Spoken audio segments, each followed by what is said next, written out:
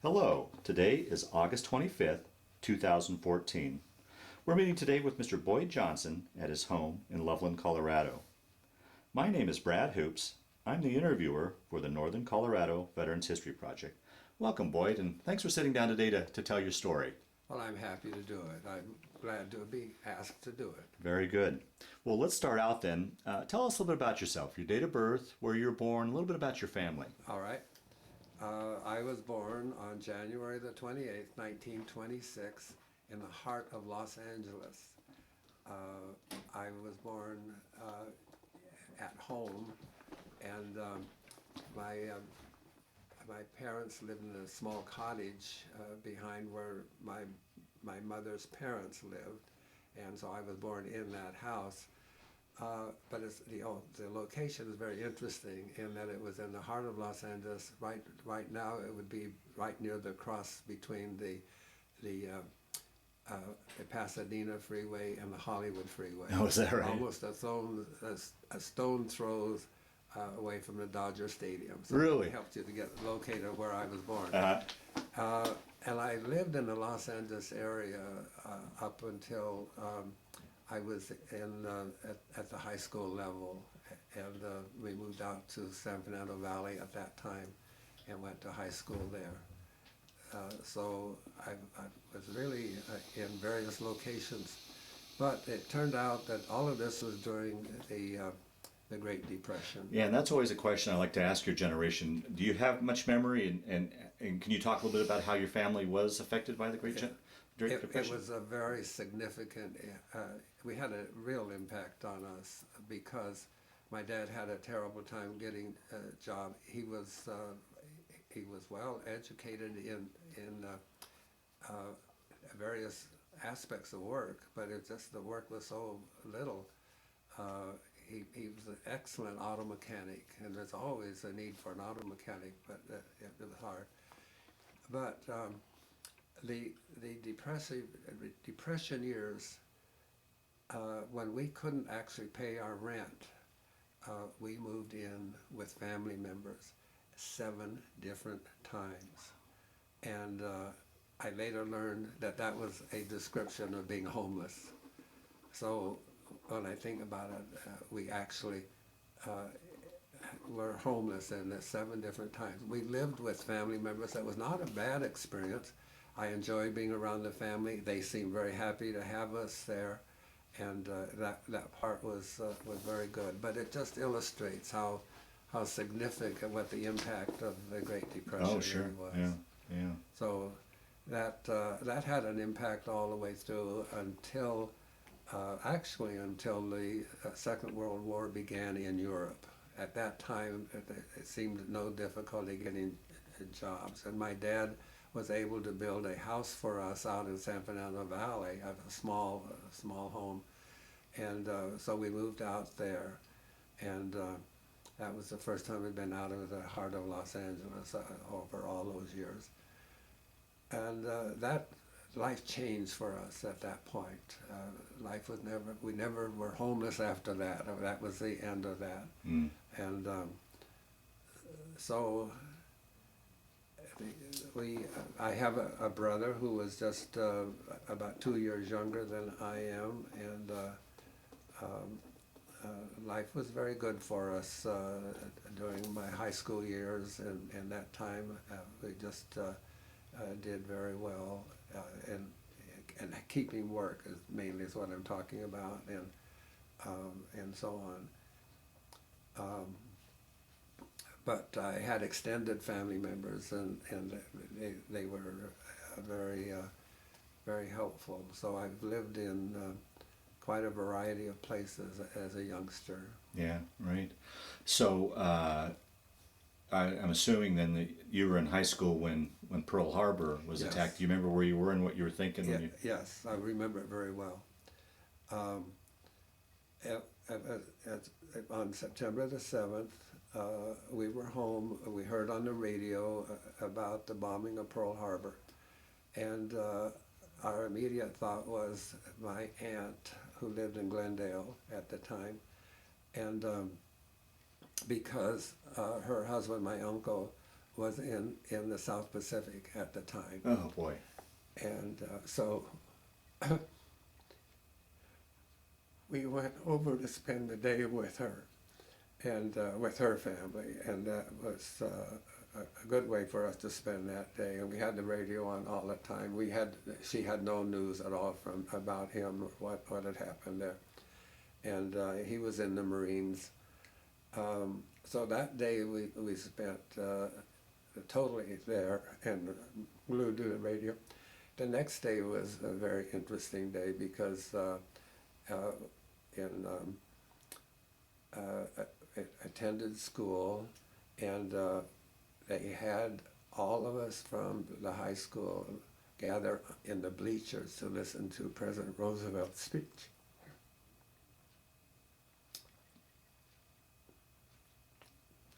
The girl I was dating at the time, who now is my wife, Oh wow. of 68 years that we've been married, sat next to me. So You were probably. it was a very emotional experience. I imagine what you're 15, 16 years old, so you were still too young. But did you? Oh, What yeah. did you think about yourself that you would eventually be drawn into this thing? Or? No, not. But it was more concern for the older fellows. I was pretty young at the Yeah. time. I was 16, I guess. Right. And I didn't think about myself going in. It wasn't that concerned. I was concerned for the others. Right. And we had a very unusual experience in that Gwen was asked to make a presentation to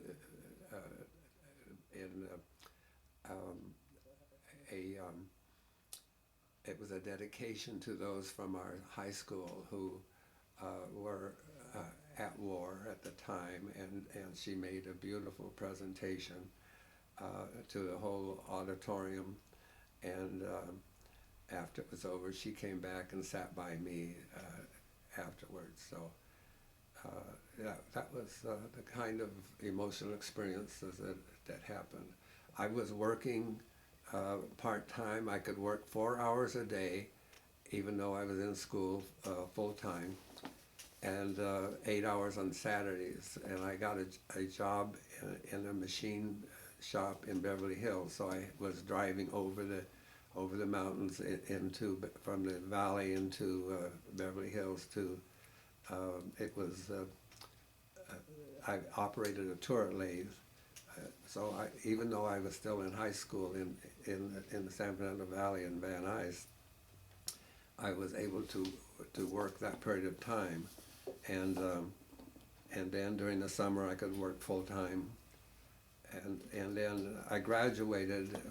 Gwen and I graduated together, and dated that night on our graduation. So it was. So we had early experiences together.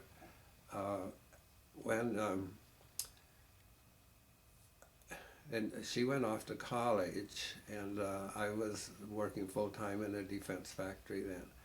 But when I realized that by the time I was 18, I would be drafted, and I decided I wanted... Even, couldn't you have gotten a deferment for being in the defense factory? No, this, I don't think so, because this was a small factory, and not that, and somebody could replace me very easily. Okay. It was not a difficult job. Okay. I was 17 at the time. So anyway, I decided I would enlist. I had to get my parents' consent, so they signed for me. And they asked me to take a test. I learned later that it was called the Eddie test.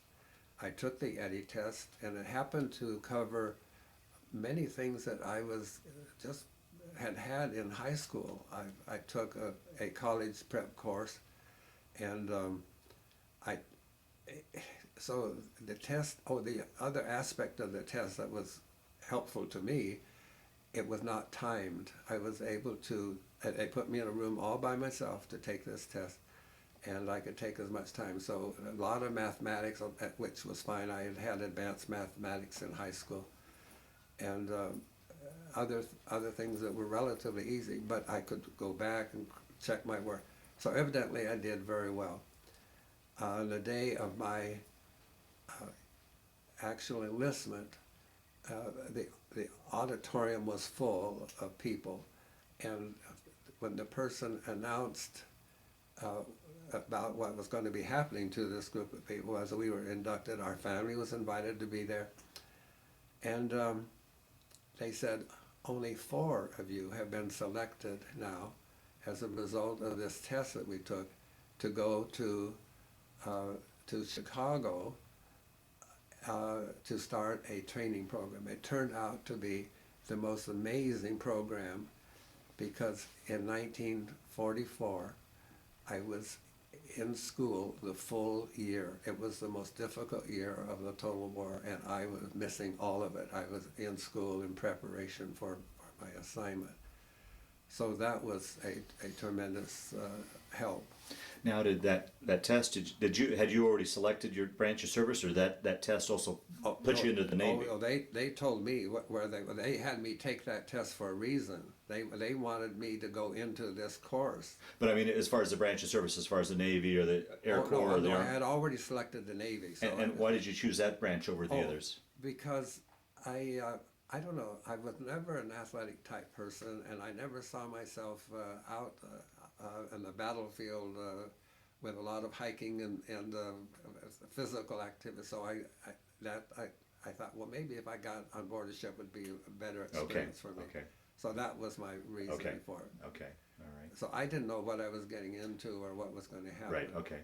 But after the actual training of that full year of training, I got home. It was a year later before I got home, and it was the first time that Gwen and I were able to get back together. Yeah, that's the next question. How was that transition? I mean, you lived in this area, you know, Gwen, and for so long, and now you're taking off. Was there a tinge of homesickness, and how was that transition from civilian life into military life? Well, it was hard because she had gone off to Santa Barbara to go to college, and I got mixed up on the date that she was leaving, and so I arrived. We didn't have telephones at the time, Right. so I arrived at her home, but I was a week late to see her, and so we had to communicate by writing, and she forgave me for that problem,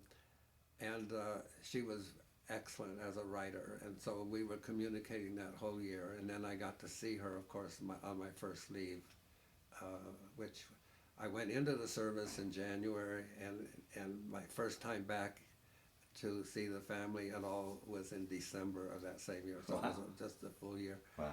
And I got to see her. We got to go out. This was the Christmas holiday, and we went out on a date that night, and so we had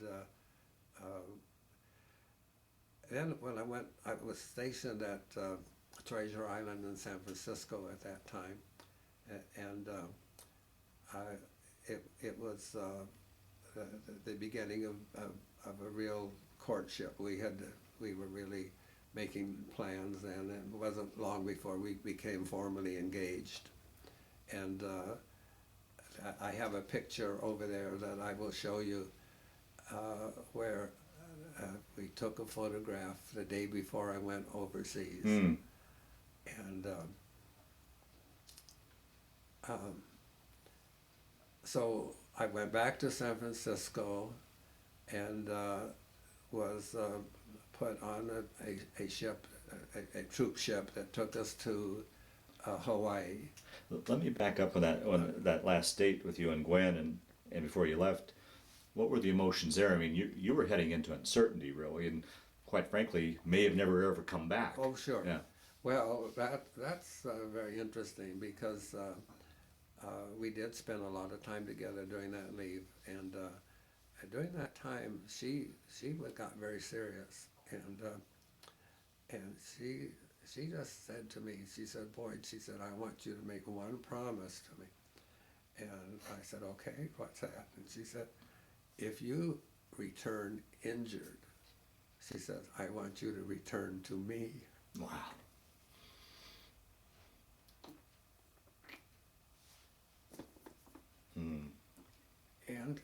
as I said, she was wonderful at writing, and actually she was able to come to San Francisco to visit some relatives there, and we were able to date for a brief time in San Francisco before I went overseas. So she kept up the writing, and I mean, she did very well in school, but she still found time to write every single day. And I wrote to other family members, as well. But it was, a wonderful part to get that connection with Right, family. right. So take your story forward. You're on this troop ship now, heading. Okay. Well, first of all, I did a foolish thing. I drank a lot of pineapple juice. I don't know why it was. Somehow I thought it would help me from seasickness from the ship. I'd never been out on the ship before. Right. Okay. And I turned out to get some kind of an allergy to the pineapple juice, and my mouth developed very significant sores inside, big white sores. So when I got stationed at Comdespac, where the destroyers were to congregate, which is just outside of Pearl Harbor, I was stationed there, and they sent me to see a doctor when they saw what I was up against, and I don't know, they finally determined what it was, but it meant that I was missing some of the training that was taking place and so on for a short while. But nevertheless, it turned out not to be anything, and they were able to treat it regularly. But it was a pleasant time because we got to have leave. The only problem was to get into Honolulu during the time we were, for several weeks anyway. And we had to be back on base by 6 o'clock, so that made it difficult. We couldn't do much during that time. We got to go to the movies, I remember doing that. And we also had entertainment back on base. Noel Coward with his story, what was the name of that? Black Spirit, I guess it was Black Spirit. They came and put on the play for us. So that was, we had good entertainment at that time. And when it was finally time to get on board the ship, oh, by the way, all that time, I had met a friend who turned out to be a friend. I didn't even mention that earlier on. At the time, the day I was inducted, I met a friend,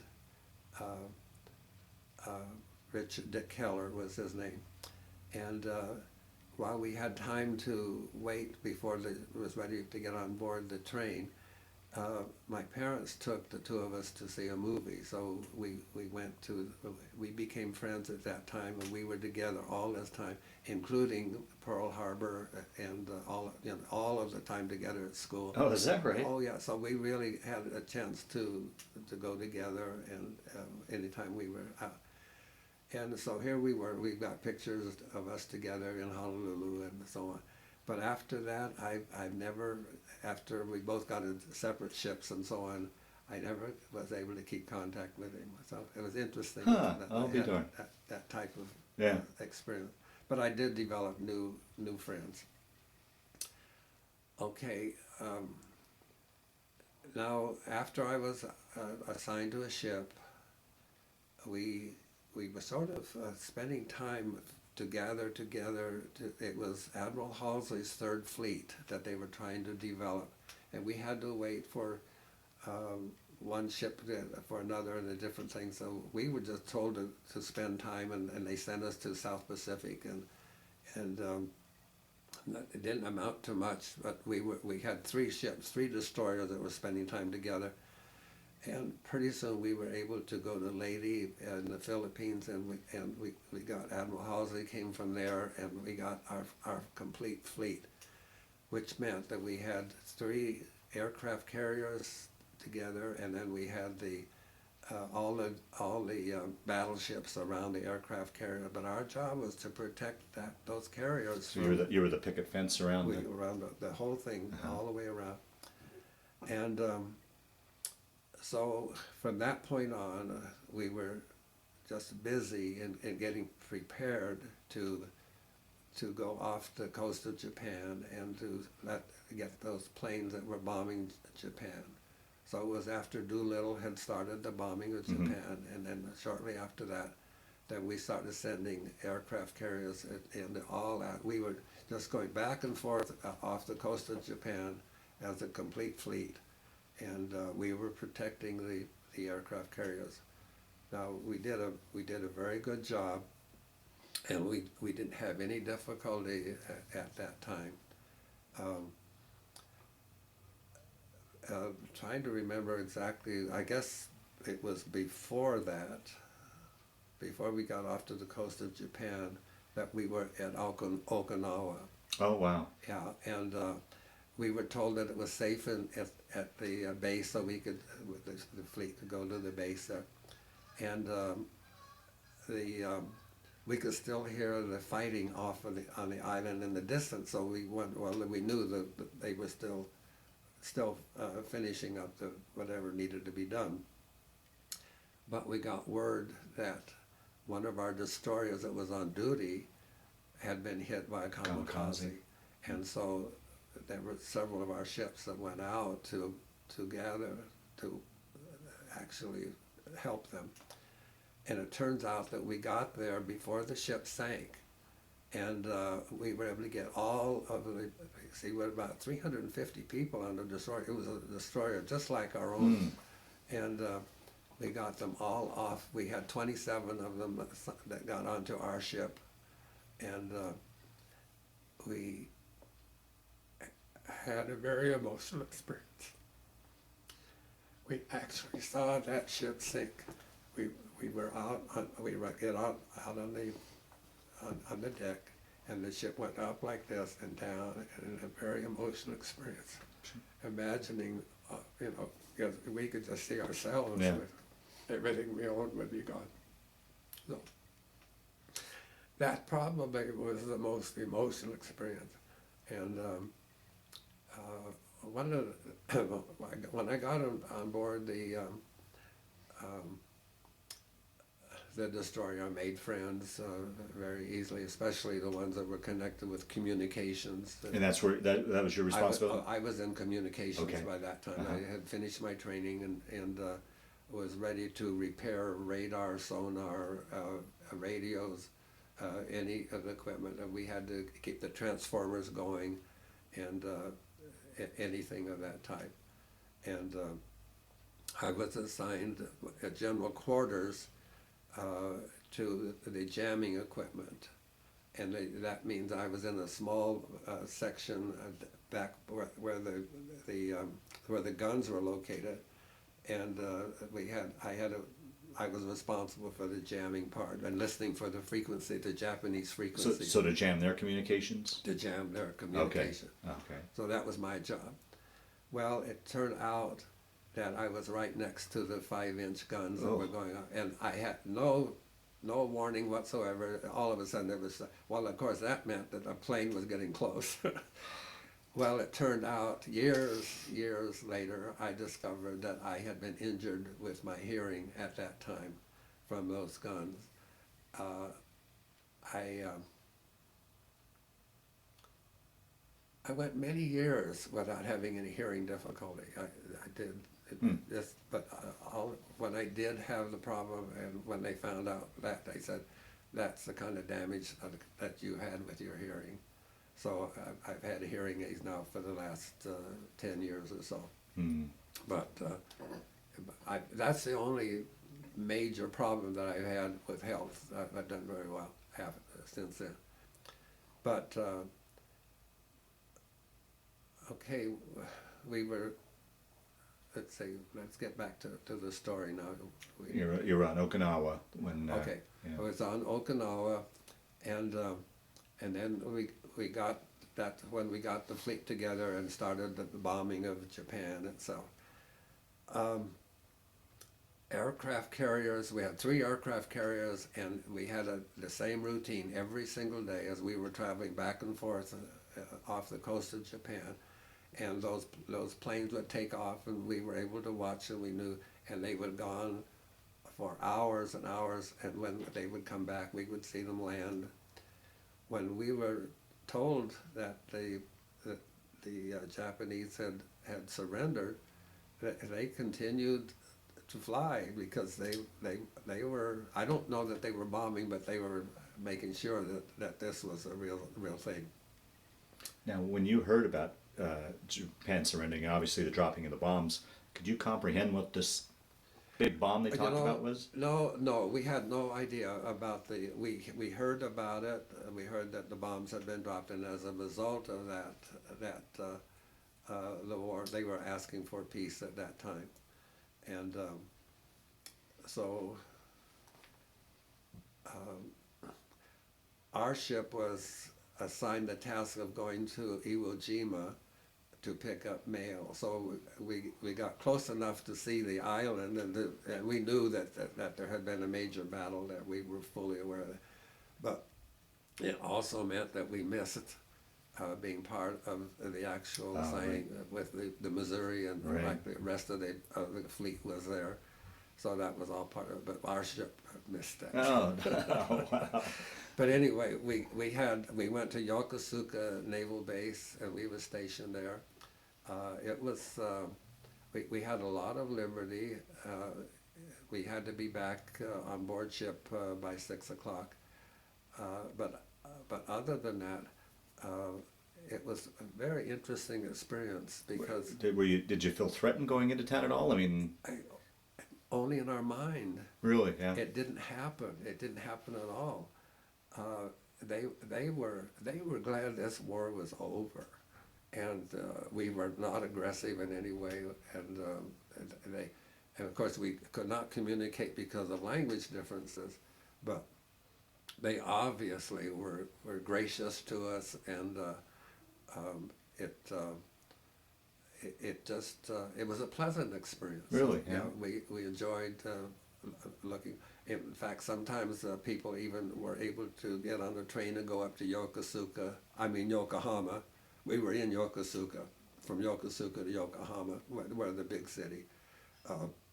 But we never, most of us didn't do that. But it was, that was a kind of freedom that was available at that time. It was quite interesting. Was there quite a bit of damage? Describe what you saw when you went up. Well, right where we went, the naval base we didn't notice any damage from the naval base. So apparently they didn't bomb that. I don't know what it was. So anyway, when it was time to go back, we were there until November the 20th. And remember, the war was over on September the 2nd. So on November the 20th, we went back to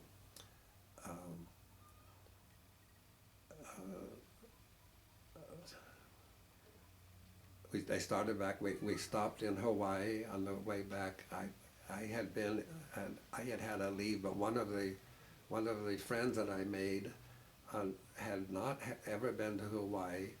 And I said, look, and I was selected to have a day off. He was assigned a duty, and I said, let me just exchange it for you. And I said, you go for the day. I've been there, and I'll just take the duty. And so, well, this turned out to be a very fine friend, and I had made friends with him. He came on board ship after me, and we was assigned to the same area. Okay.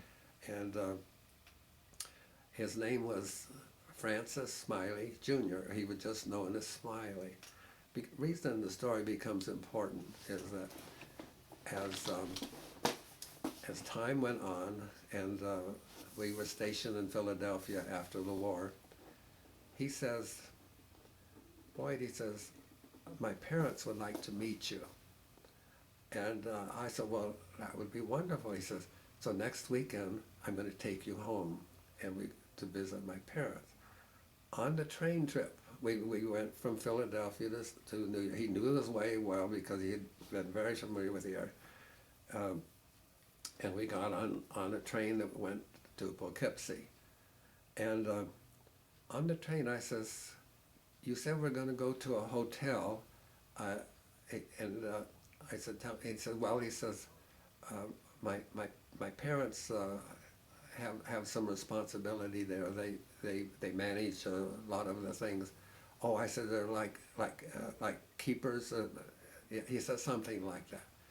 And so when I found that when we got there, they took me to the home, and then he had me in a very nice bedroom. When I opened the blinds, I could look out at this fabulous hotel. I'll show you a picture of it. And I said, "Your parents are the keepers of this hotel?" He said, "Yes." And finally, and as time went on, I got why. He said, "I want you to meet my grandmother." And he took me up to her room.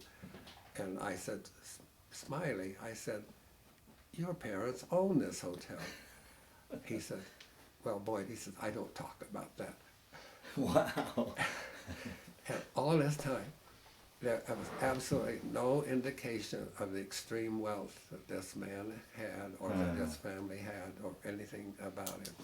He would just, so it turned out to be a very interesting as time went on, and I'll tell you why. I was working in the public schools in Redlands, California, and it turned out that the library was called Smiley Library. It turned out that our kids went to Smiley Elementary School. And when I investigated it more, it turns out that the Smiley family had founded the city of Redlands. Wow. They had come there to spend the winters and had founded. They have big statues. Two of the Smiley brothers that were twins that founded this park. So, all of it became more fascinating as the time. Well, he started opening up to me as we talked. He said, "I'm very concerned." He says, "I don't think my brother wants to take over the management of this." And he says, "And I get the feeling that I'm going to be the one that's going to have to take over this whole thing." And I said, "Well," I said, "it's not going to happen. Your parents are all still alive." I said, "As time goes on, you will feel more and more." It turns out that he never did. The brother did take over. But anyway, it turned out to be a very, very fine. He was a fine young man, and we enjoyed our time together. But it is interesting, some of these right. side Absolutely. stories that take place. Now, to get back on track, what would be the next section? So after the war, then actually I'm gonna back up and ask you some questions when we get there. But where we left off is after the war, and you guys came back, and it sounds like you were stationed in Philadelphia, and we'll jump to that, go to that. But let me back up and just ask you some questions about your time in the Pacific. Talk a little bit about what life was like on the ship, as far as sleeping conditions, food, entertainment. Okay. It was very comfortable. I was assigned. I had a very interesting experience in this regard. I was assigned to a sleeping quarter where I was the only white person in the sleeping. Oh, really? Okay. And that meant nothing to me because I had in Los Angeles and in Southern California, we had a few blacks here and there. Okay.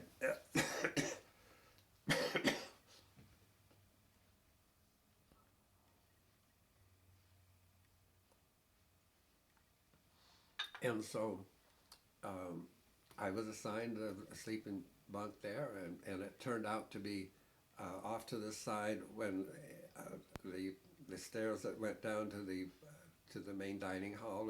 So there was a lot of people passing right down where we were. These fellows worked in the kitchen. And that's all that they could do. That's the only responsibilities that they would allow blacks. Correct. That's right. Yeah. That's what they were doing. Yeah. But they were very kind to me, and I didn't mind being there. But one day, my head officer, came by. He was from South Carolina, I believe. Uh-oh. And he saw what I was, he says, "Boyd, what are you doing here?" And I said, "Well, I was assigned this." He says, "Oh," he said, "we can't have this." And he had me moved just like that and I was embarrassed about that. Well, it turned out that I had another very embarrassing experience with my naivety. When we were ready to put our ship in mothballs, I was stationed in South Carolina in Charleston. And the first day that we had any leave, we got on board a bus. Well, I was the last one at this spot. There was a vacant seat way in the back. Oh, I no. went right back to the vacant seat and I sat down and the bus took off. The driver looked in the rear view mirror and he slammed on the brakes and he says, "What are you doing in that seat?" He says, "Get out of there. You can't sit there." I was flabbergasted. I had never, I had always sat next to black people Yeah, or anybody yeah. that, if there was a vacant seat on the Right. bus in California, that was the way life was. But I was, so I stood up and the rest of the trip and I stood up and that seat remained vacant. Well, of course, the black people themselves were treating me very well. It was just the custom that they were right. so familiar with, and I was not. Right. I had never even heard of this. So, I mean, those are the unusual kinds Right. of experiences Right. that I had. But Charleston was a nice place to be on leave. They have wonderful sightseeing things that made it very nice. We also had a swimming pool back at the base, so we had entertainment with movies and things like that. So that was very nice. So back on the ship in the Pacific, though, Okay. comfortable living conditions, food. How was the food? And Oh, the food was very good, very good. The only problem I had with it was that I didn't drink coffee, and the milk was powdered milk, and it was very chalky, and so I had a very hard time with that. But I could put it on my cereal and so on. So I would let the family know that I needed some chocolate so I could take the powdered milk and make my own drinks and so on. And so the different family members would send me the chocolate. well, that leads to the next question then. Communications. I mean, in today's age, we've got computers and telephones and instant messaging. You were restricted purely to mail. How was that, particularly with you guys all over the place? Did mail getting to you? Talk a little bit about that and Well, talking about communicating with Gwen. It would depend where we were, but sometimes there were weeks before we got mail. And then the next thing you know, we would get mail every few days. You know. So it'd be flown into the aircraft carriers and then it would be distributed to Okay. the different locations. Okay. But I would get a big stack. I would wrap mine up with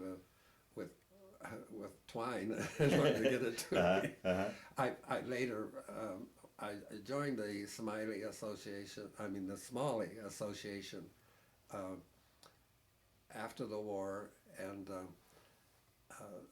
I met the fellow that was responsible for the mail, and he laughed about it. He says, "I remember you." He said, "You got the most mail anybody could afford to ship." And this is Gwen writing you every Yeah, day, Gwen and was family writing, members. and other family members. Uh-huh. I did a lot of communicating, and we did not have a lot of responsibilities during the day, so I could write and do things of that type, and so it was. Oh, I can imagine you look forward to her letters, and it Oh, made yeah. life bearable and enjoyable. Oh yes, and Yeah. then I would answer everything that I could. And of course, on the outbound, though, your letters were being. We could not talk at all about anything that was happening to us. So because they were all censored, I suppose my direct officer was the one that did it. I don't know who did the censoring, but it didn't matter because Gwen knew that too from her experience. So she didn't write anything that would be censored out. So we never got a letter that had anything clipped Okay. out. So, Okay. Yeah. so And what, with a lot of time off, and when you were officially off, what would you do for entertainment? we would go into the towns. Honolulu would be one where we went in, and it was just sort of walking around and going to the shops and things of that type. we didn't get over to Pearl Harbor. They didn't have a memorial set up at that time. Right. I was when I was treated, I was at Pearl Harbor for the medical treatment, but I went right to the place where they treated me and got back on the bus, went back to my responsibilities, and we got to go to the movies, and as long as we were back on board, back by 6 o'clock, that's all, and we had to do that by bus. So these are public buses. And what about when you were out to sea and on the ship? What entertainment options did you have? Well, when we were at station, I don't remember much while we were traveling that part. But when we were stationed, they would have movies. We would go to the mess hall and they would show us movies there. We didn't have other kinds of entertainment. It was just talking with each other and so on. I don't even remember playing cards or anything like that. And how about did you ever cross the equator and go through the shellback ceremony? The equator, they didn't play the games. Oh, really? Yeah. Oh, okay. Nothing like that, no. But we crossed the equator while we were waiting for the formation of the. We did get at the Ulithi Atoll. We did get. I'll have to remember the name of the island, but Mui. Anyway, I can't remember exactly what the island was, but we were given one day off to visit the island, and they said it was safe, and we didn't see natives or anything there, but we were just given a chance to go swimming and have a day off, and they sent a beer and soft drinks out with us from the ships or wherever it came from. And each one of us had 2 beers and 2 soft drinks. So I didn't drink beer at all. So I didn't drink beer at all, and as a result, I had 2 beers to auction off, and so others were glad to give up their 2 soft drinks for my 2 beers. And the swimming is what we did, and pretty soon it was time to get back on board the ship. So it didn't seem like a very long time, but that was the only recreation that the whole fleet had at one time. So. Wow. And what about just outside communications? I mean, you're kind of isolated there as far as getting world news or news from home or baseball scores or how the war was going along. We got nothing. We heard what was her name? Tokyo Rose? Tokyo Rose. We could hear Tokyo Rose, and we just ignored her.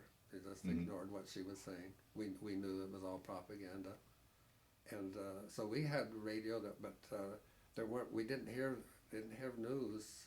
We evidently that part was screened from us. We didn't have a picture of what was going on. We didn't have newspapers. Yeah. Wow. So. Yeah. I don't remember even hearing any major events. Like after Roosevelt's death or No. the war ending in Europe or... No, I don't remember those Really? things being told to us. Wow. So we were pretty protected from outside news. They wanted, and none of those things would be written. Nobody that wrote to me would tell that kind of thing, because that would be cut out. Yeah. It was. Wow. And you said part of your duty was to protect the outer ring, protect the carriers and such. Would you also help with down pilots, or was that a responsibility of other ships? We were shooting at pilots. We had our own pilots. Would you do the rescue of that? Yeah, our ship did pick up one pilot, and then we did transfer that person then to one of the battleships, I think is where it was, and that was always interesting to see the wire. They had a system. We'd get up close to the ship, and he would go on the basket and be sent across on a wire. Yeah, right. right. But that's the only experience. We had the 27 from the porter when Mm-hmm. it went down, Mm-hmm. but they transferred the bigger ships when they got back to port. Mm-hmm. So Okay. we didn't keep them. Yeah. Our ship was too small for And generally, what was the size of your crew on that? 350. 350? Yeah. Okay. Okay. We didn't get a chance to do much interacting with the different parts. We Yeah. was pretty much kept to one area. So all of my friends were in the communications. One friend I did make was an interesting one because he was the secretary to the captain. And when he had time, well, we would sit by the bulkhead and just chat. And he had been a teacher before he got into the service, and he was a few years older. But he just enjoyed chatting with me, and he was encouraging me to be sure I go on to school when the war's over. Oh, wow. That Yeah. sort of thing. So, Uh-huh. but and then of course I made pretty good friends with the people that were doing the same thing that I was. Mhm. Right, right.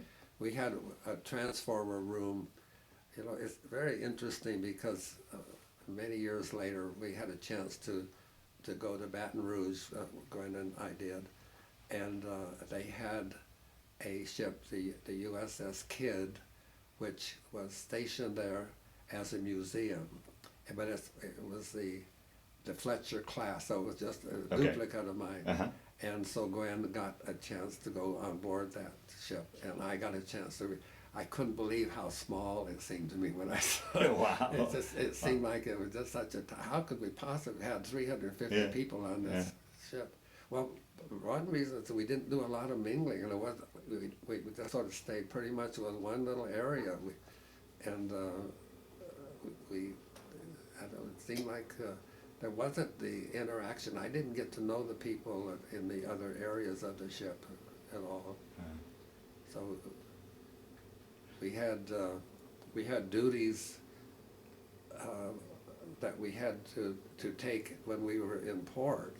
Like when we were in Japan, as an example, I had the duty where I had to just stand guard. I didn't have a gun or anything, but I just stood guard in the back of the ship and had to enter the log, what the weather was like, and how much wind was, what the wind was.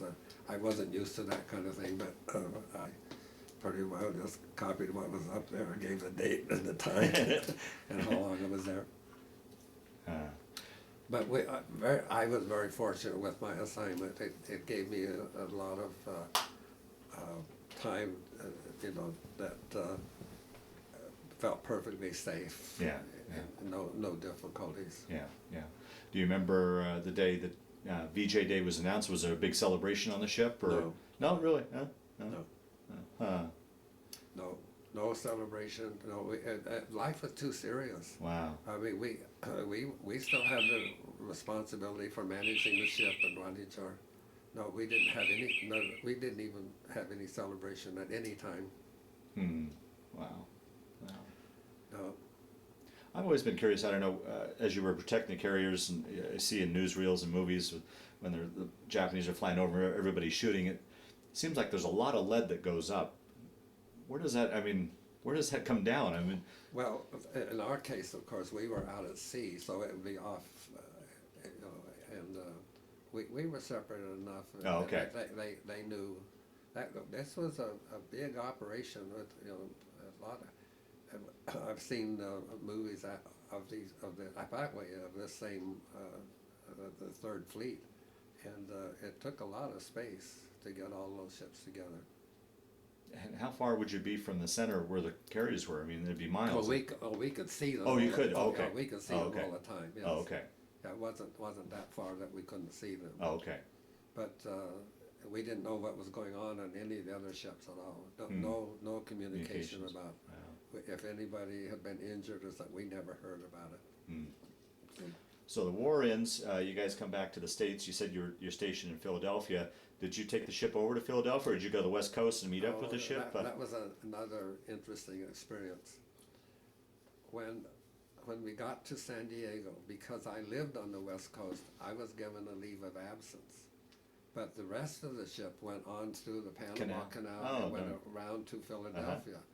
So then when my leave was up, then I had to go by train back to Philadelphia, and I had to be there by a certain date. And I had an extended leave at that time, though. And when the people started getting back, then the other fellows had to leave their extended leave okay. on the East Coast, those that lived over that way. Mhm. So everybody had a nice long leave at that time. Mm-hmm. And it was very interesting to be in the big cities. We went I'll bet. to New York City, Uh-huh. and Philadelphia was a fascinating city to visit. So we got to do that. And then Charleston, when we were being put into mothballs in Charleston, that was a fascinating city to visit. So that type of visiting we got to see. A lot of interesting sights in the big cities. We got to go up and go to Rockefeller Center and things like that, and it went to the trying to think of the Empire State Building. Oh, We went wow. to the top of that. Uh-huh. Remember that, and we were given tickets to go see a play. No, that was back in Philadelphia. They gave us tickets to go see a play. They had a little spot someplace where the military was invited to come up, and they said, well, we've got tickets, would you like to see this, would you like to see that, whatever it was. So we got to go see a play, and that was fun to do that. Mm-hmm. Mm-hmm. How was that when you got back to the States, to San Diego from overseas? Talk a little bit about that reunion, seeing Gwen and your family again. That must have been awful nice. It was a wonderful experience. I think I told you that I missed the actual planning that I had done by telephoning. So I was late getting there, and Gwen, she went from Santa Barbara, drove the car into Van Nuys, and her parents, to Reseda, I guess it was, that's where my parents lived. And her parents lived in Van Nuys, which was just a few miles, maybe 10 miles apart from each other. But because I said, be sure you go to my parents, because I'll be there by that time. Well, I was way off. It was 7 hours later, and she stayed there all that time waiting for me. And so it was a wonderful reunion for us to be able to do that. And then we spent a lot of time together until I had to go back overseas. We were formally engaged before I went overseas. And and we spent a lot of time together doing anything just to have time together. Yeah. We went to the Rose Parade in Pasadena in New Year's. So I was there all through December during that Christmas holiday, and I can't remember, but probably sometime in January, maybe it was even early February, before I had to go back to get the ship to Philadelphia. So in Philadelphia and then down in Charleston, were you just had to serve out your enlistment, or were you still trying to build up points, or what? Oh no, we had no choice. We were told because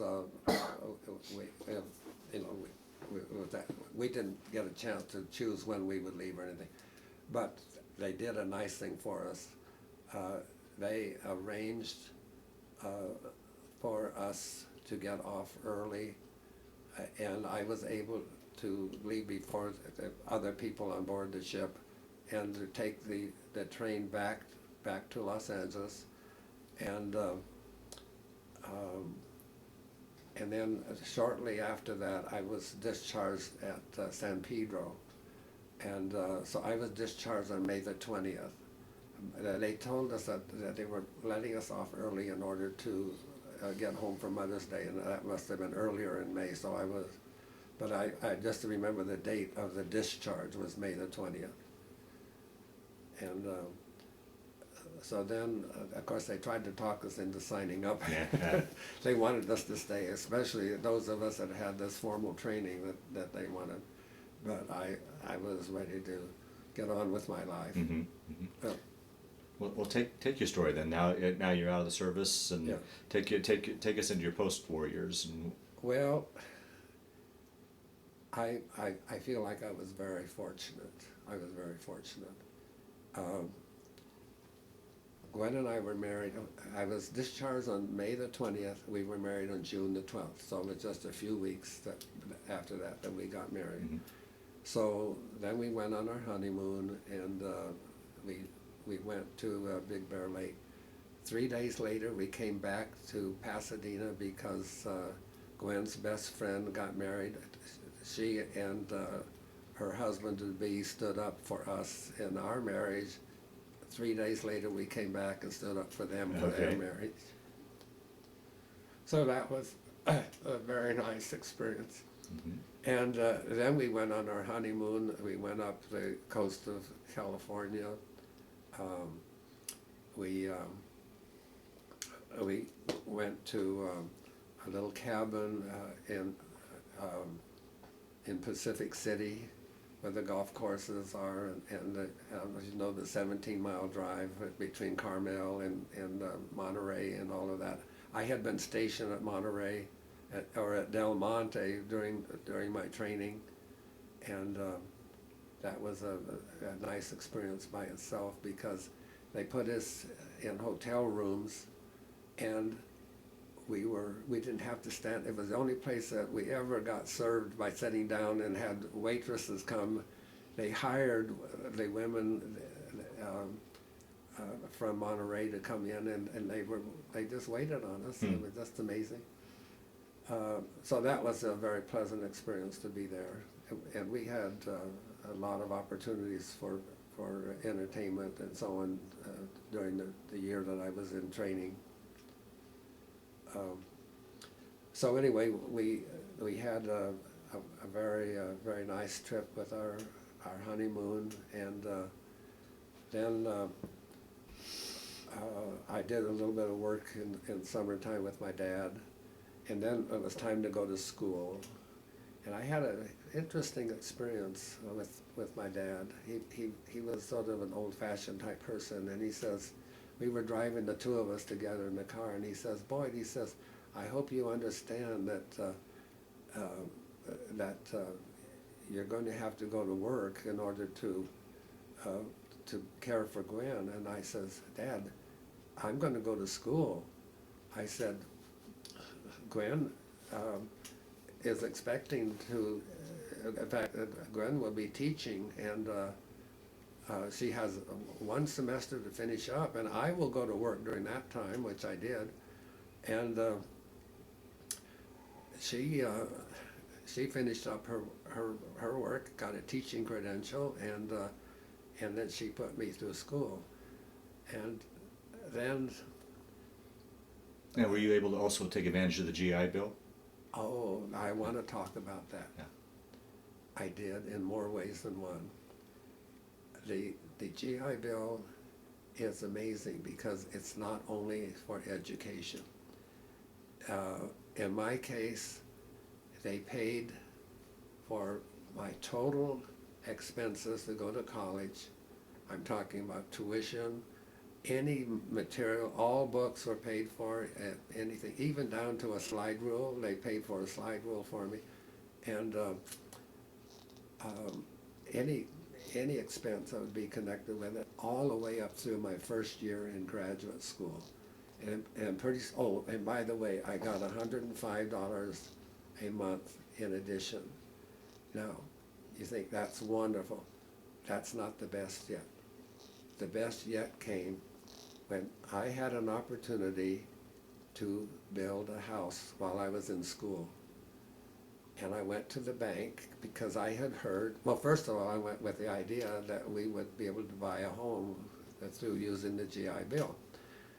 I went to the bank and they said, well, unfortunately right now we're not paying for houses. We're only taking people that are building, we're paying for people that want to build their own house. And I said, I can do that. And they said, well, if you're serious, and I said, my father-in-law has built a house. My dad has built a couple of houses, and they will help me, but I can do that. I said, fine, we'd love to. Now, there's one thing you have to do. You have to have paid cash for your lot. I said, I think I can borrow the money for that. Gwen and I went to her aunt and uncles, and they had helped finance her education. So we went to them and explained what the opportunities were, and we said we needed $500 to buy this lot we wanted. And they said, well, we'll be happy to loan it to you. You have to pay back $25 a month to get it paid off. And we said, we'd be. So they gave us the cash. We bought the lot up on the Palisades in Santa Barbara, beautiful view of the ocean. Wow. And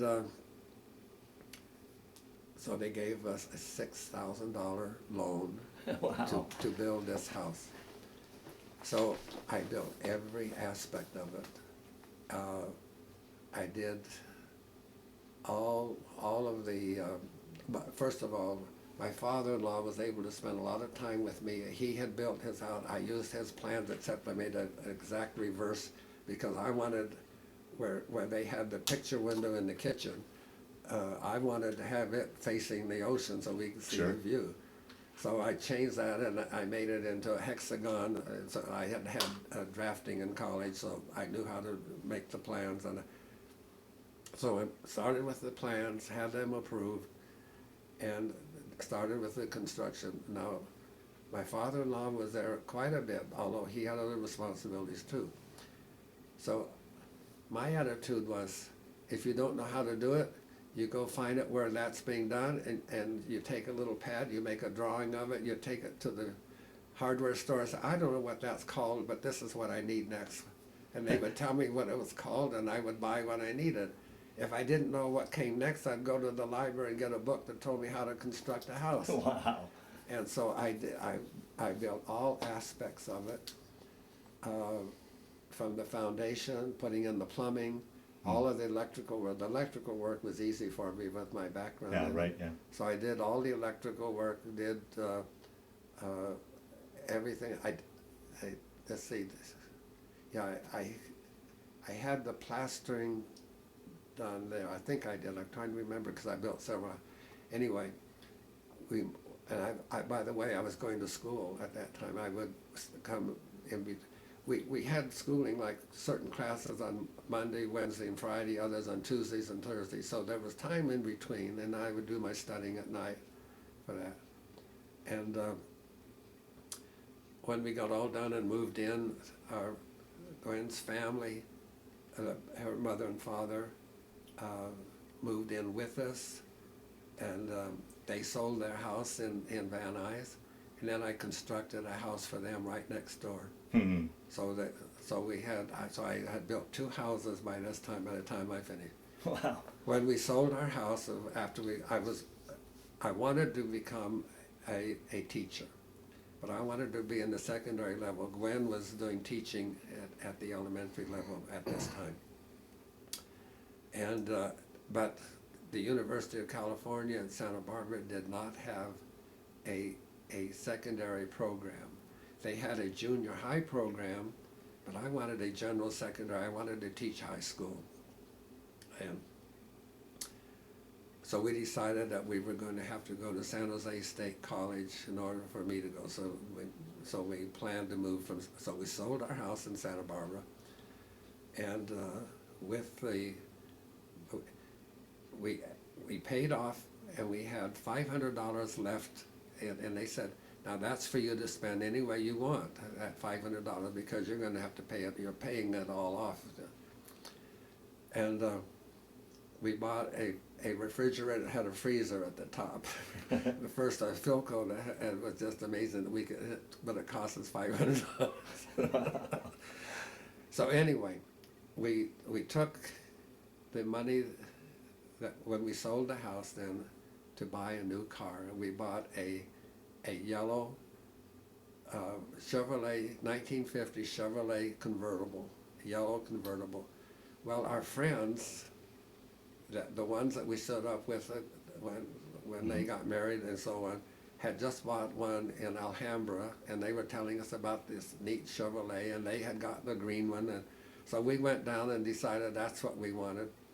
Well, the day that the money was coming out of escrow, they were actually waiting for us in Pasadena, Alhambra, I guess, I can't remember, Pasadena or Alhambra, with this car that we had bought. So we actually ran with the check from the closing down to the bank, and they were closing up, and we got into the bank and had just enough time to get the check for them, and then we phoned and said we'll be on our way. They waited for us, and we got our car that night. Huh. Wow. Anyway, I became a teacher. My teaching experience started in Yuba City. I was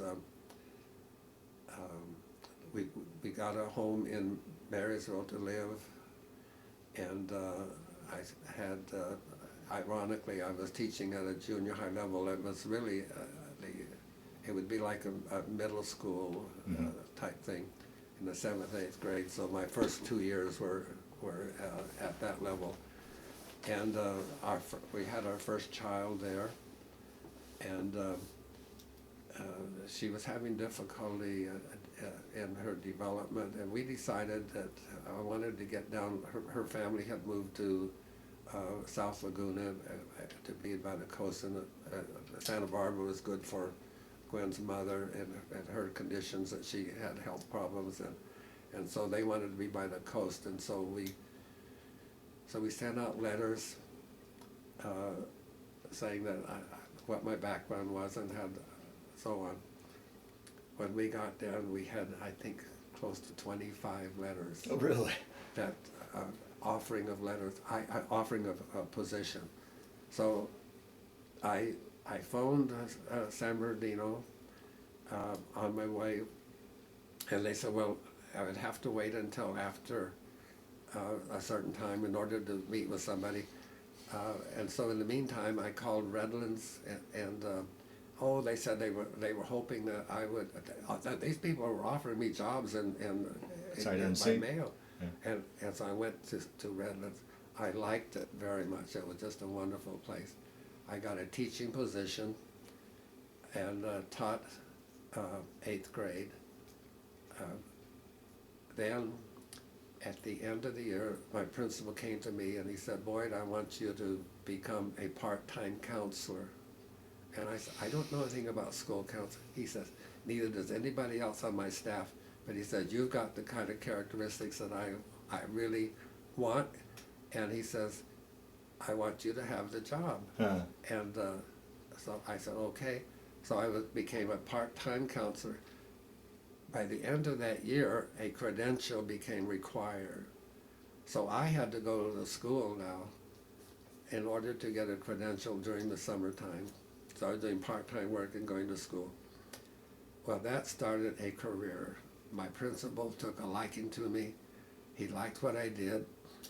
And before long, he says, I'd like to have you, excuse me.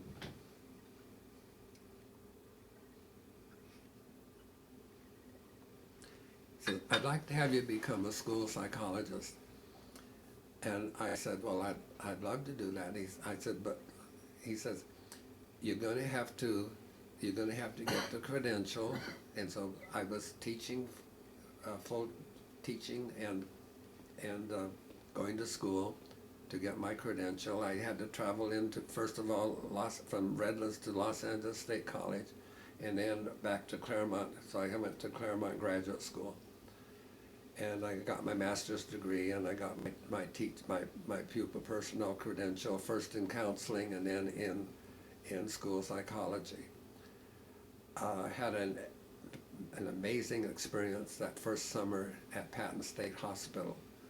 I was able to do training under a clinical psychologist and at Patton State Hospital. And so it gave me an unusual background because it became very valuable later for me. So then when I got my credential, then I became a school psychologist.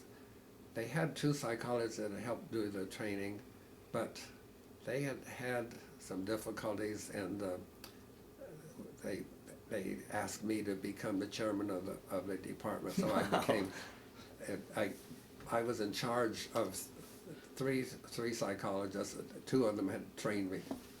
Huh. So that was interesting. They were very good workers, but they had some difficulty interacting with the principal. You can't do that, and you just anyway. I built the department up to 8 psychologists because they were expanding the special education program, and they needed the psychologists, and they were hiring teachers right and left. It turned out that our first daughter was a profoundly handicapped daughter, and I built a house in Yucaipa while I was teaching for her and for us. We needed, she was bothered by the sirens going by at night, and when she would wake up, it was hard to put her back to sleep when we lived in Redlands. So we moved out to Yucaipa. It was a little 10 miles away, but close enough for me to go back to school. And I built a house there, and one other construction work I did was a cabin for my in-laws up at Green Valley Lake. So that was the end of my construction work. But after I became the chairman of the department and expanded in the Redlands Unified School District, I was offered positions teaching at the university level, but that would be during the summertime, so they needed extra people, so I took different positions. Gwen stayed home to take care of our daughter. We had 3 more children after that, so we had 2 boys and 2 girls. But Gwen had given up. She had been an amazing teacher. They caught on to her skill from the university when she was still in the university. She was still doing her student teaching when the superintendent came and said, your supervising teacher wants to go on maternity leave, and so we're going to get so Gwen assumed that they were going to get a new teacher, but not. Turned out what they said was, we want you to get an emergency credential and you take over the class. Wow. She not only took over the class, but when she got her credential in February, they started assigning student teachers to her.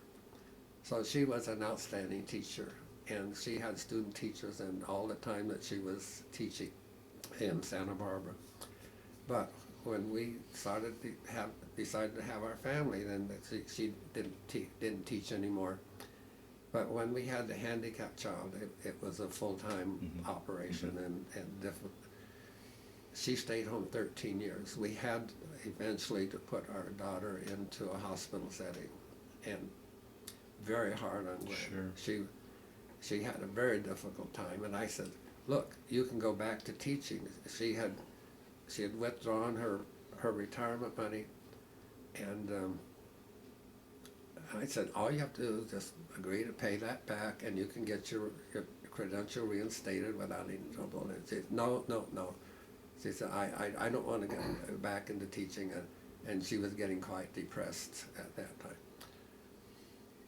Our superintendent, I didn't talk to him, other people did. I do want to say this.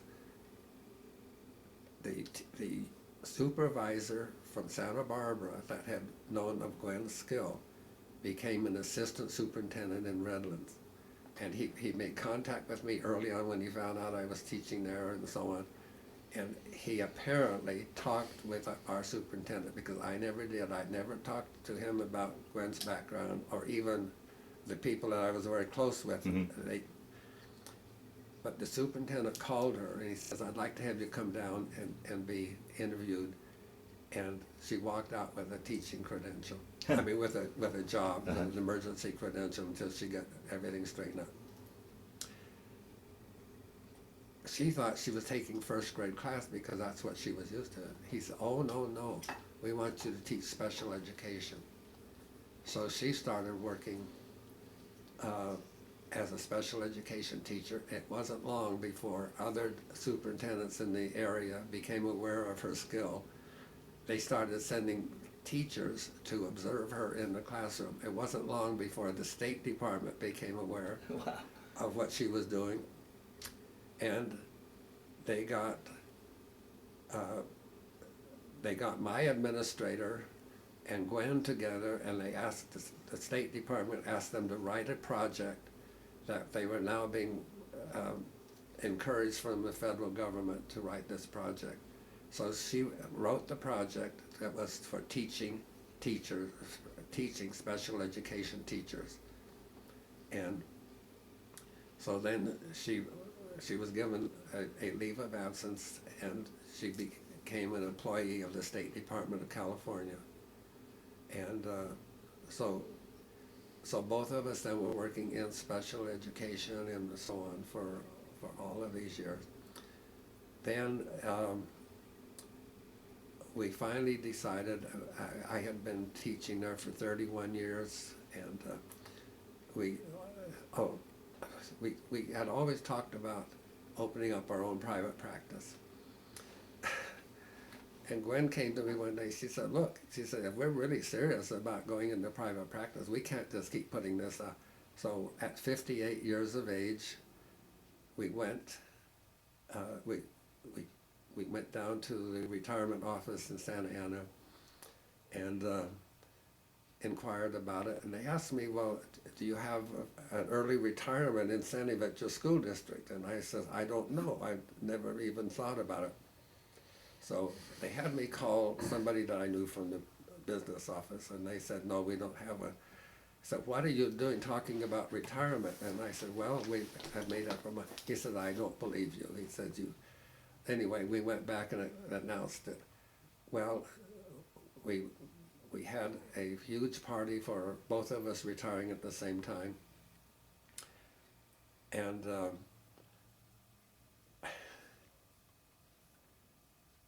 we went on vacation, and then in January, we opened up our private practice, and we were in private practice now for 10 years. This is where my experience at Patton State Hospital became so important. I now had a credential. I became the 44th person in California to get I became a licensed educational psychologist, which meant I could do private practice. And I got my marriage, family, child counseling license because of my experience at Patton State Hospital. So I had given up the idea of getting a PhD because I was ready to work, and with those two credentials, I could do everything I could do with a PhD. We both had been teaching at 3 different universities. Well, actually, we both taught at the same 3 universities at different times, but this was all part-time at summertime or evenings. And we were very successful in our private practice.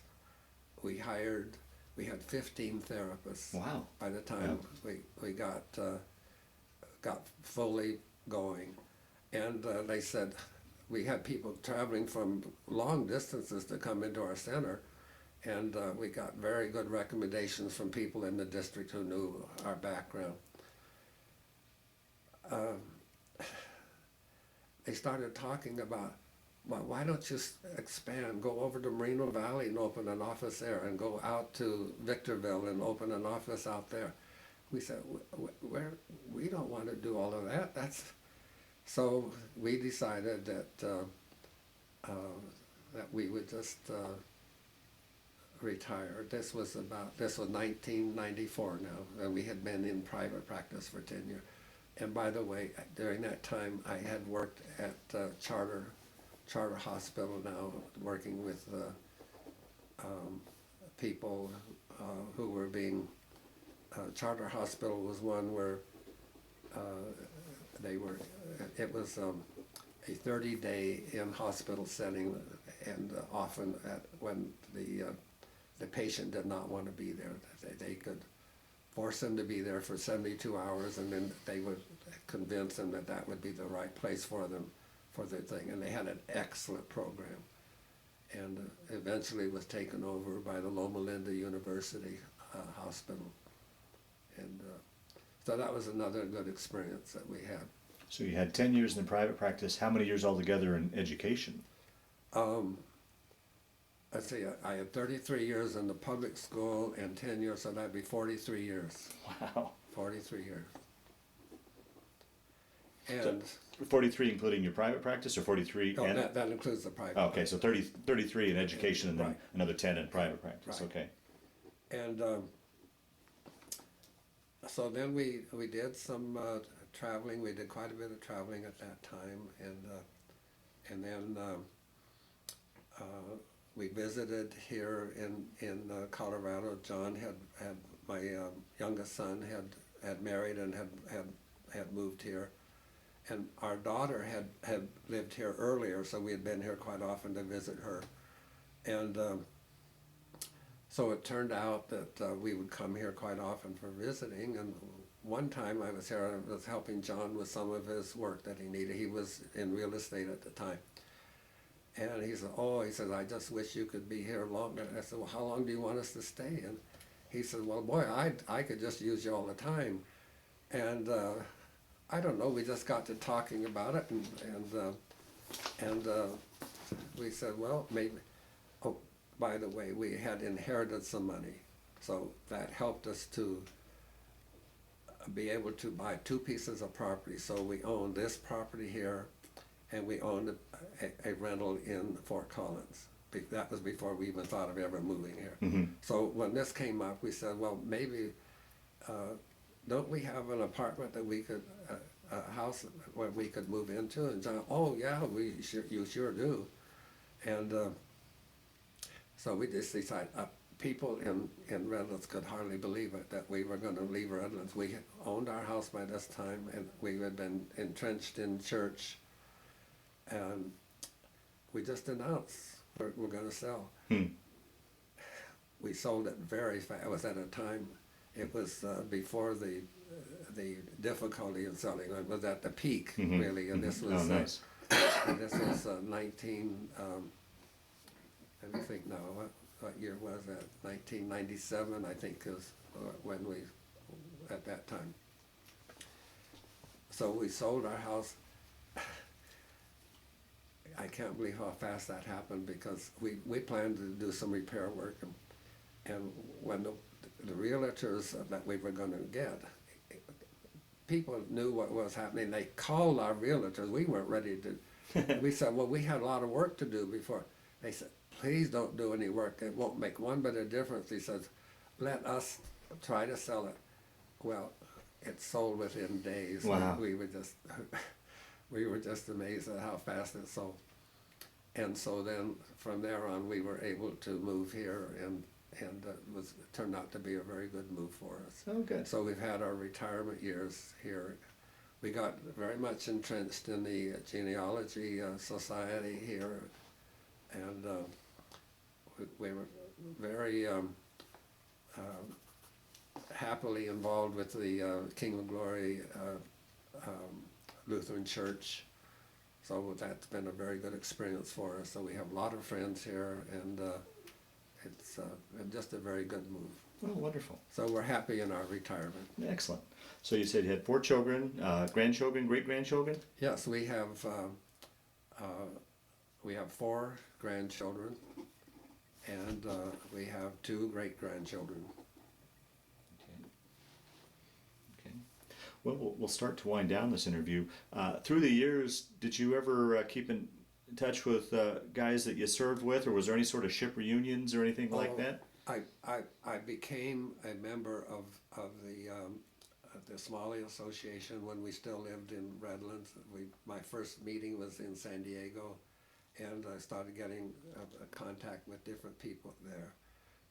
And then they would have meetings at different locations. So we got to go to Chicago. I got to go back to the Chicago Naval Training Station and to see the barracks and all of that. Yeah. That was interesting.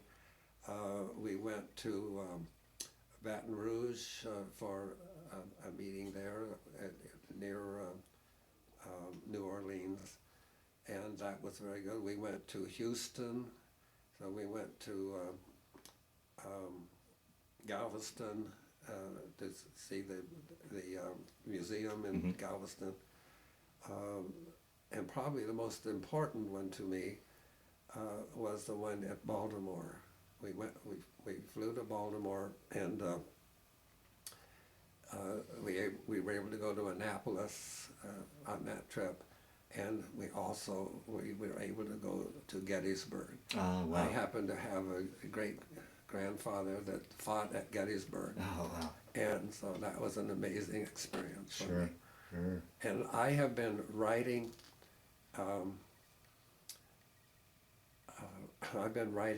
what I call small booklets about different family members, and giving them to people, or just keeping them. I don't know how many of these I've written. Well, now we got involved in teaching other people how to do this kind of writing through our associates, through the Larimer County Genealogical Society. So now we are in our 8th year of having people in our home that we're training on how to not only study your genealogy, but how to gather the information together and to write meaningful dialogue that would not only tell the birth, marriage, and death of your ancestors, but to tell the stories behind them. Right. So we have people here once a month. We're not meeting we're going to be meeting in September now. And we talk about all aspects of genealogy. Any question that comes up, I prepare an agenda each time of things that I think they would find of interest to them, and then we talk about what they're doing in their writing. And at times we've had a series of classes where we've been teaching just the writing, no other aspect of genealogy. So we've had two different groups that we did that for a few weeks at a time. Wonderful. So we sort of keep kind of busy. I guess you do. Well, as we wind down this interview, is there any stories that have floated to the top that you wanted to talk about? Anything that I didn't ask you that you wanted to talk about? And John and Gwen, I open this up to you. If there's any stories that you remember that he's left out. So ideally we round out your story, or do you think by and large we've covered everything? I really can't think of anything in particular. One significant thing, yes, I do think of something now. When we were in Redlands, we lived one block from our church, and we got a new pastor, and it happened to be the same year that we were closing up our office, our private office. That was 1994. And it turned out that he had a son who was handicapped. I'm talking about the new pastor. And he learned about our reputation and what we had been doing and so on, and he got acquainted with us. And he says, Boyd, he said, my son is in special education, and he says he needs a new assessment, but he says, I would much rather have you do it if you would be willing to. And I said, I'm closing up my office, but I'm still open enough that I can do that, and my licenses are still valid. So I made a complete assessment. I met with the parents in their home, and I told them about what I found and so on, and that he would continue to qualify for special education and so on. I said, but I'm more concerned about what's happening to the two of you, because I said, and his wife said, I have never been away from Clark at all. And I said, we can help you with that. So with that, they agreed to let us of course, the boy, Clark, knew me well by that time. And so we got acquainted with him at church, and so he knew us.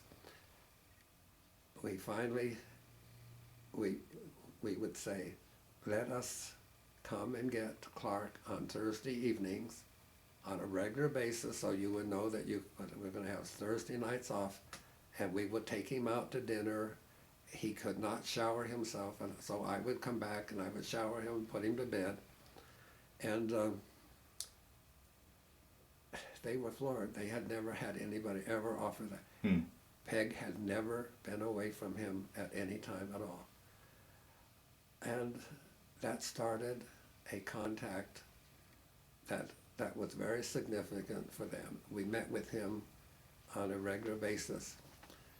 Eventually, he would come to our home for different reasons, and I would take him upstairs and show him that. And I'd say, now Clark, if you would ever decide that you might want to stay overnight with us, I said, this is the bedroom we would put you in. But I said, that's up to you, whenever you might want. So I just pushed it off.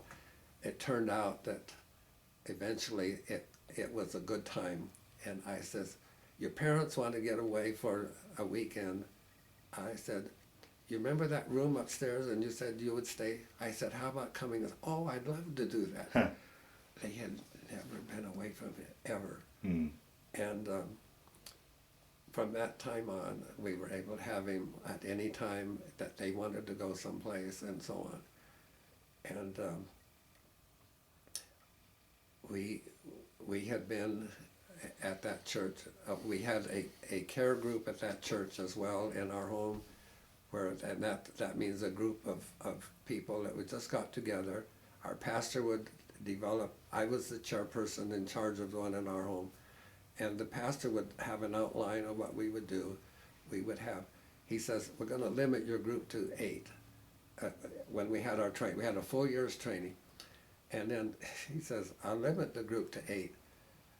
Then he would call me and say, Boyd, we've got 2 people. They're just desperate. Couldn't you take 2? Well, sure, we can take 2 more. So we had 10. Build it up to 14 because the other groups didn't have 14. They had 8. But anyway, we had enough room that we could manage the 14. We did that for 10 years. And once again, it came as a surprise because we had to give that group up in order to move. Right. But the group continued, so it's not like it disintegrated or anything. But it turned out that several of them from that group had handicapped children or had losses. I mean, our daughter had died by that time. She died when she was 23 years old. And we just had a bonding that's very unusual. Right. So we kept in contact with them from here. But we enjoy our life here, and we've had a very good experience. Oh, very good. Well, the last question I like to ask with these interviews, that time period where you were in the service, in the Navy, and the war, how did that change your life, affect your life, play a role in your life, or do you just simply look at it as just a chapter in your life? How would you answer that? Well, of course, my training was valuable to me in electronics. I got a job in Santa Barbara working in a radio shop when he had a newspaper ad, and I was ready. I'd finished the house or something, and I was ready for some part-time work, especially in the summertime. Anyway, I was hired immediately when he found my background, and television started coming out. And he said, look, we need to start preparing for television. And we were, as a result of that, and I had already had some experience with installing some antennas. And so he arranged for us to get a television set. We had the second television set in Santa Barbara. And It was a little 9-inch screen, and we had a big bubble in front of it to make it look bigger than it really was. And on the first New Year's after that, we had 23 people in our home to look at a 9-inch screen of the Rose Parade and the Rose Bowl game Wow. in black and white. Wow. So that was an unusual experience that we had there, and trying to think of anything else that was unusual.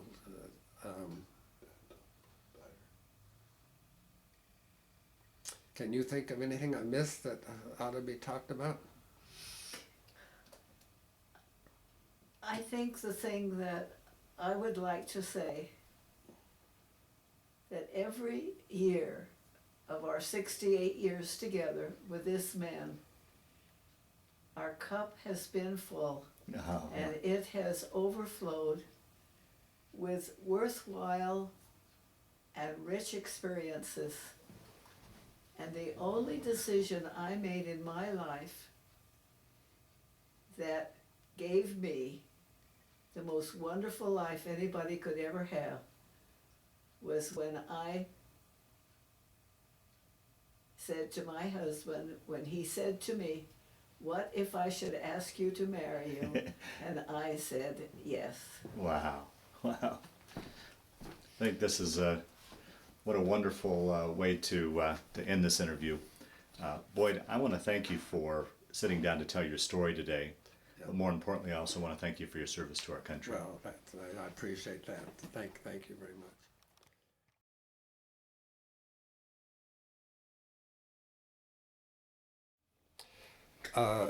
This is a war diary that I wrote 50 years after the time that I had been discharged from the service. And it happened because I decided that I had read Tom Brokaw's book, The Greatest Generation, and he encouraged people to write about their experience, and I had an opportunity to make some notes about where I had been and so on, and as a result, I wrote this war diary. Now, you weren't supposed to be keeping notes back in the day. No. It happened that I didn't write anything that wouldn't have been known. It was just a date and and it's just one little title. That's all. No details whatsoever. Right. So it wouldn't have been of any help to anybody. But I can move over here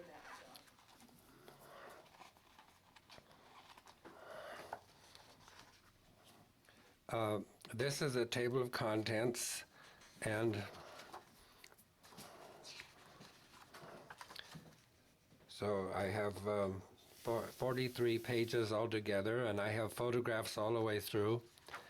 I dedicated this to my three grandchildren, I think the three grandsons. My four grandsons, I should say. I'm not three, I have four grandsons. And so I started out talking about being inducted and going to Chicago. It talks about the Great Lakes Naval Training Station time, the experiences. My first photograph was made in the city of Chicago when I had a weekend leave, and so I have this photograph. And I had been had training at the Del Monte Hotel just near Monterey, and so I had a photograph of that. These are my roommates that I had when we were at the Del Monte Hotel, and this is where I am right here. And this shows it was a very nice place to be. We had a swimming pool as part of our recreation there. So then, once you got on the ship, were those dates and just those few notes that you took, were you able to? What you see in the headline here is what I had. This is what I had in. And all those years later, just from those simple lines, you were able to recollect the story? Yes, yes, that's all it took. Yes, and this is the graduating class from Del Monte, and so that was a certain. They call it the graduate from primary, and then we went to Treasure Island in San Francisco from there. Okay. Oh, it's great that you wrote this down. Here is the picture just before I went overseas. Mm-hmm. I graduated. Our favorite song was "I'll Walk Alone," and I entered in all of the words to the song here. Mm-hmm. So this was our love story song. Mm-hmm.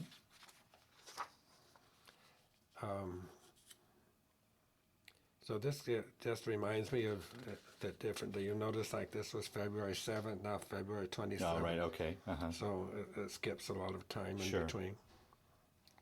But still gives you the gist of the story. And here's the name of the transport ship was the Franklin Bell. So it's not one that I remember easily.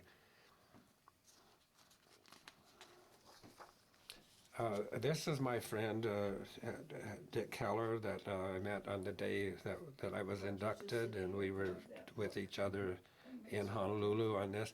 Here's a picture of the ship that I was on. Mm-hmm.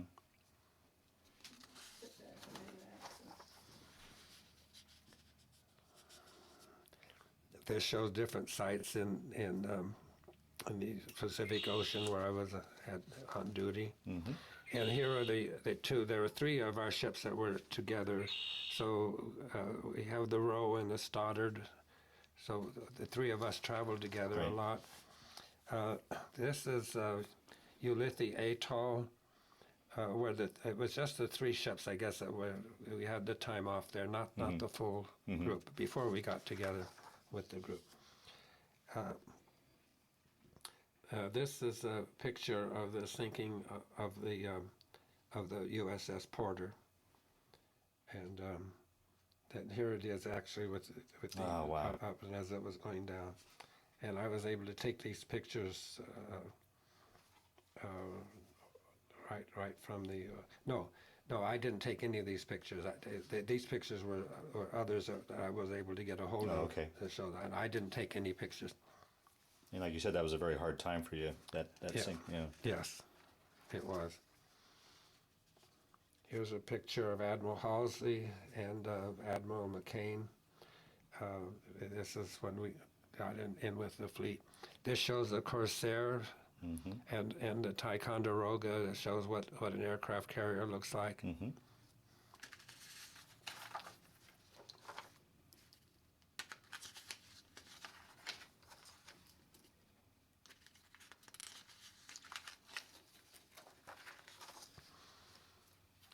So this is just the details of what took place. So, right.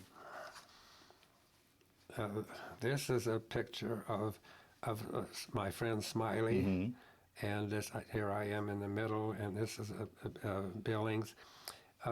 These are people that actually work closely with me. Mm-hmm. This is the hotel where Smiley. Okay. I have a great big picture of that as well. Beautiful place. We were able to ice skate on this at the time that I was there, and there was a group of young fellows that were in school at the time that it had been turned over for a school, and I just barely knew how to skate, but my friend was really very good at it. But we were on opposite sides, but I'm afraid they chose me for the losing side. Well, a Southern California boy, I'm sure he doesn't have a whole lot of experience skating. That's right. So anyway, and here's it tells my discharge, and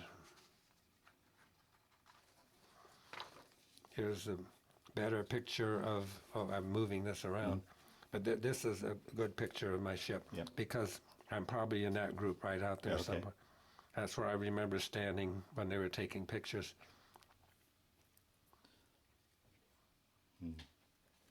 This is.